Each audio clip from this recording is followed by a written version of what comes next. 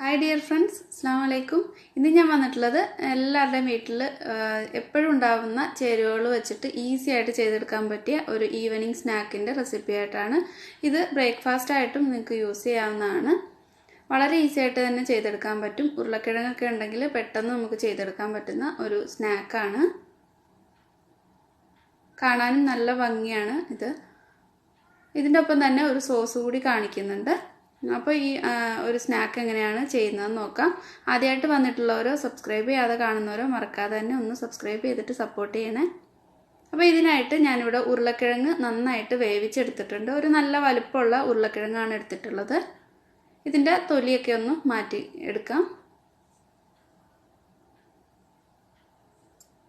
ഇനി ഇതുപോലെ ഒരു ഗ്രേറ്ററിൽ വെച്ചിട്ട് നന്നായിട്ടൊന്ന് ഗ്രേറ്റ് ചെയ്തെടുക്കണം. ഒട്ടും കട്ടകളില്ലാതെ വേണം ഗ്രേറ്റ് ചെയ്തെടുക്കാനായിട്ട്.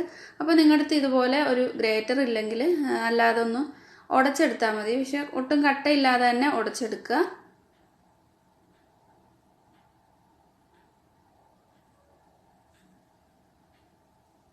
അത്യാവശ്യം നല്ല വലിപ്പമുള്ള ഉരുളക്കിഴങ്ങാണെങ്കിൽ ഒരെണ്ണം, അല്ലെങ്കിൽ ചെറുതൊക്കെ അല്ലെങ്കിൽ മീഡിയം സൈസ് ആണെങ്കിൽ രണ്ടെണ്ണം എടുക്കുക.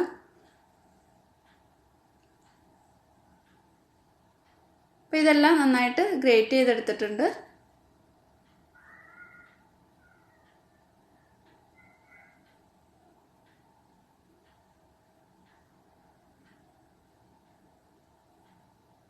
അപ്പോൾ ഞാനിത് ഉപ്പിടാതെയാണ് വേവിച്ചെടുത്തിട്ടുള്ളത്. ഇതിലേക്ക് ഇനി ആവശ്യത്തിന് ഉപ്പ് ചേർത്ത് കൊടുക്കാം. ഇനി ഇതിലേക്ക് ചെറുതായിട്ട് കട്ട് ചെയ്തിട്ടുള്ള മല്ലിയില ചേർക്കാം. മല്ലിയില ഇല്ലെങ്കിൽ കറിവേപ്പില ആയാലും കുഴപ്പമില്ല. ചെറുതായിട്ട് തന്നെ കട്ട് ചെയ്തിട്ടുള്ള കുറച്ച് പച്ചമുളകും സവാളയും കൂടി ചേർക്കുന്നുണ്ട്. പച്ചമുളകൊക്കെ നിങ്ങളുടെ എരിവ് അനുസരിച്ചിട്ട് ചേർത്ത് കൊടുക്കുക, അല്ലെങ്കിൽ ഉണക്കമുളക് പൊടിച്ചിട്ട് വേണമെങ്കിലും ചേർത്ത് കൊടുക്കാം. സവാള ചേർക്കുമ്പം നല്ല ചെറുതായിട്ട് തന്നെ കട്ട് ചെയ്തിട്ട് ചേർക്കണം.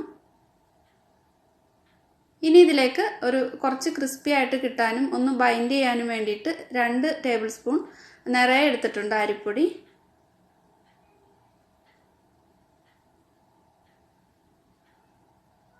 ഇതിലേക്ക് ഒരു നുള്ളോളം ബേക്കിംഗ് സോഡ കൂടി ചേർത്തിട്ടുണ്ട്. ബേക്കിംഗ് സോഡയുടെ അളവൊന്നും കൂടിപ്പോകണ്ട. ഒരുപാട് ബേക്കിംഗ് സോഡ ഈ ഒരു റെസിപ്പിയിലേക്ക് ആവശ്യമില്ല. 1 ടീസ്പൂൺ മുളക് പൊടി ചേർത്തിട്ടുണ്ട്. കുറച്ച് ഗരം മസാല കൂടി ചേർത്തിട്ടുണ്ട്. നിങ്ങൾക്ക് ഇഷ്ടമുള്ള ഇപ്പോൾ ഗരം മസാല അല്ലാതെ ചാട്ട് മസാല വേണമെങ്കിൽ ചേർക്കാം, അല്ലെങ്കിൽ ഒറിഗാനോ ചേർത്ത് കൊടുത്താൽ മതി. നമ്മൾ പിസ്സയ്ക്കൊക്കെ ചേർക്കുന്ന ആ ഒരു ഇതുണ്ടെങ്കിൽ അത് ചേർത്ത് കഴിഞ്ഞാലും നല്ല ടേസ്റ്റാണ്. എല്ലാം കൂടെ നന്നായിട്ടൊന്ന് മിക്സ് ചെയ്തിട്ട് കൈകൊണ്ട് നന്നായിട്ട് തന്നെ ഒന്ന് കുഴച്ചെടുക്കണം. അപ്പോൾ ഇതിൽ ഉരുളക്കിഴങ്ങിലൊക്കെ കട്ടയുണ്ടെങ്കിൽ നന്നായിട്ട് തന്നെ ഒന്ന് ഉടച്ചു കൊടുക്കണം. ഇനി ഇതിൽ നിന്നും കുറേശ്ശെയായിട്ട് ഇതേപോലെ എടുത്തിട്ട് ഒന്ന് നന്നായിട്ട് റോൾ ചെയ്തെടുക്കാം. അപ്പോൾ നിങ്ങൾക്ക് എത്രത്തോളം വലിപ്പം വേണമെന്ന് വെച്ചാൽ അതനുസരിച്ചിട്ട് ചെയ്യുക. ഞാനിപ്പോൾ ഇത് അത്യാവശ്യം നല്ല വലിപ്പത്തിൽ എടുക്കുന്നുണ്ട്. അല്ലെങ്കിൽ നിങ്ങൾക്കൊരു വിരലിൻ്റെ അത്ര വണ്ണത്തിൽ വേണമെങ്കിൽ എടുത്തിട്ടും ഫ്രൈ ചെയ്തെടുക്കാവുന്നതാണ്. ഞാനിപ്പോൾ കുറച്ചും കൂടെ കനത്തിലെടുക്കുന്നുണ്ട്. അപ്പോൾ ഇതുപോലെയാണ് ചെയ്തെടുത്തിട്ടുള്ളത്. ഇതേപോലെ ബാക്കിയുള്ളതെല്ലാം ഒന്ന് നന്നായിട്ടൊന്ന് ഷേപ്പ് ചെയ്തെടുക്കാം. അപ്പോൾ ഇതെല്ലാം ഷേപ്പ് ചെയ്തെടുത്തിട്ടുണ്ട്. ഇനി ഇതിലേക്ക് ഒരു നൂഡിൽസാണ് വേണ്ടത്. നമ്മൾ എടുക്കുന്ന അളവനുസരിച്ചിട്ട് നൂഡിൽസ് ചിലപ്പോൾ കുറച്ചും കൂടെ വേണ്ടി വരും. ഇതിൻ്റെ പുറമേ ഒരു കോട്ടിങ് കൊടുക്കാൻ വേണ്ടിയിട്ടാണ്. അത് നന്നായിട്ട് ഇതേപോലെ ഒന്ന് ചെറുതായിട്ട് ഒന്ന് ഉടച്ചെടുത്തിട്ടുണ്ട്. അപ്പോൾ ഈ നൂഡിൽസിൻ്റെ ഒപ്പം വരുന്ന ആ ഒരു മസാലയുടെ മിക്സ് ഉണ്ടല്ലോ, അത് ഇതിലേക്ക് കോട്ടിങ്ങിനായിട്ട് നമ്മളൊരു ബാറ്റർ റെഡിയാക്കുന്നുണ്ട്. അതിലേക്ക് ചേർത്ത് കൊടുക്കാനാണ്. അപ്പോൾ ഒരു ബൗൾ എടുത്തിട്ടുണ്ട്. അതിലേക്ക് കുറച്ച് മൈദ ചേർത്ത് കൊടുക്കാം. ഞാനിപ്പോൾ 1 കപ്പ് മൈദ എടുത്തിട്ടുണ്ട്. ഒരു 1/4 കപ്പ് മൈദയൊക്കെ ആയാലും മതി. ഇതിലേക്ക് ആ നൂഡിൽസിൻ്റെ മസാല കൂടി ചേർക്കുന്നുണ്ട്. അപ്പോൾ ഈ മസാല ചേർക്കാൻ താല്പര്യമില്ലെങ്കിൽ ഗരം മസാല ചേർത്ത് കൊടുത്താൽ മതി.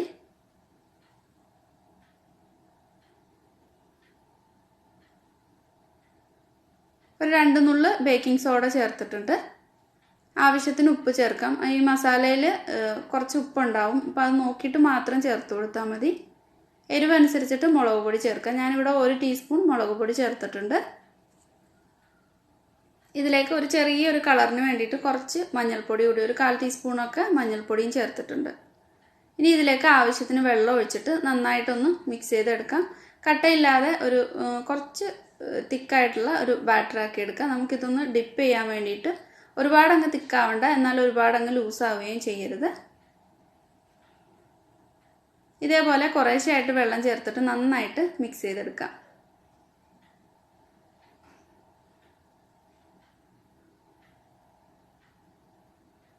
അപ്പോൾ നിങ്ങൾക്ക് മൈദ എടുക്കാൻ ഇഷ്ടമില്ലെങ്കിൽ ഗോതമ്പ് മാവ് വെച്ചിട്ടും ചെയ്യാവുന്നതാണ്.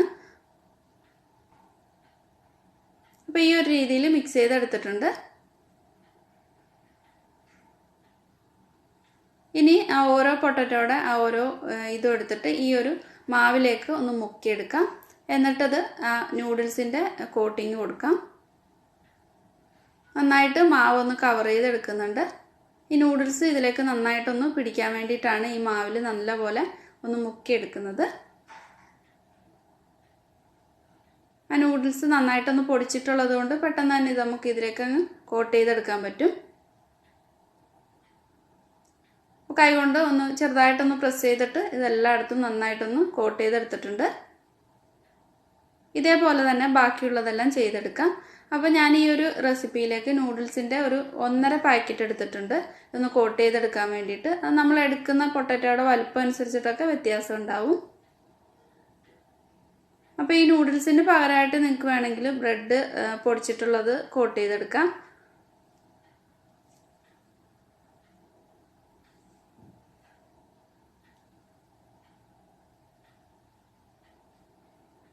അപ്പോൾ ഇതെല്ലാം ചെയ്തെടുത്തിട്ടുണ്ട്. ഇനി ഇത് ഫ്രൈ ചെയ്തെടുക്കാം.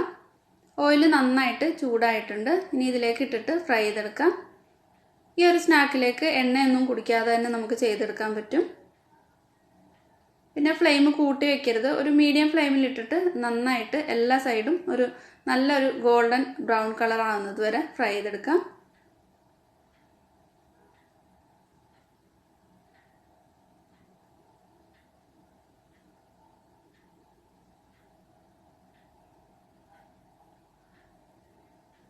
ഇതേപോലെ നല്ല കളറാകുമ്പോൾ ഇതിൽ നിന്ന് കോരി മാറ്റാം. കുറച്ചൊന്ന് തണുത്താലും ഈ ഒരു സ്നാക്ക് ക്രിസ്പി ആയിട്ട് തന്നെ ഇരിക്കും. ഈ നൂഡിൽസ് ചേർത്തിട്ടുള്ളത് കൊണ്ട് ആ ഒരു നല്ലൊരു ക്രിസ്പി ആയിട്ട് തന്നെ ഇരിക്കും. ഇതേപോലെ ബാക്കിയുള്ളതെല്ലാം ഫ്രൈ ചെയ്തെടുക്കാം. ഈ ഒരു സ്നാക്ക് ഒരുപാട് എണ്ണ ഒഴിച്ചിട്ട് ഡീപ്പ് ഫ്രൈ ചെയ്തെടുക്കാതെ നമുക്ക് ഷാലോ ഫ്രൈ ചെയ്തെടുക്കാം. ഒരു ഫ്രൈയിങ് പാനിൽ കുറച്ച് എണ്ണ മാത്രം യൂസ് ചെയ്തിട്ട് ഒന്ന് തിരിച്ചും മറിച്ചും എല്ലാ സൈഡും നന്നായിട്ടൊന്ന് മൊരിയിച്ചിട്ട് ഒന്ന് കുക്ക് ചെയ്തെടുത്താലും നല്ല ടേസ്റ്റാണ്.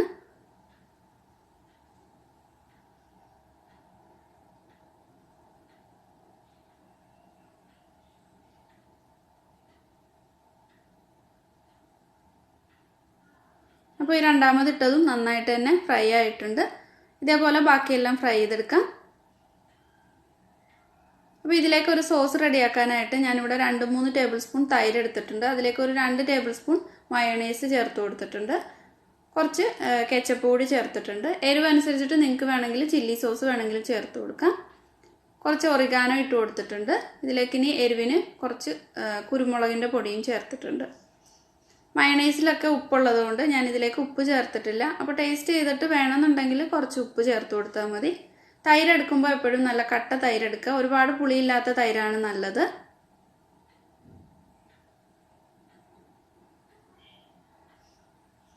അപ്പോൾ ഇതിൻ്റെ പുറമേ നല്ല ക്രിസ്പിയാണ്, ഉള്ളിൽ നല്ല അത്യാവശ്യം നല്ല സോഫ്റ്റുമാണ്, കഴിക്കാനും നല്ല ടേസ്റ്റാണ്.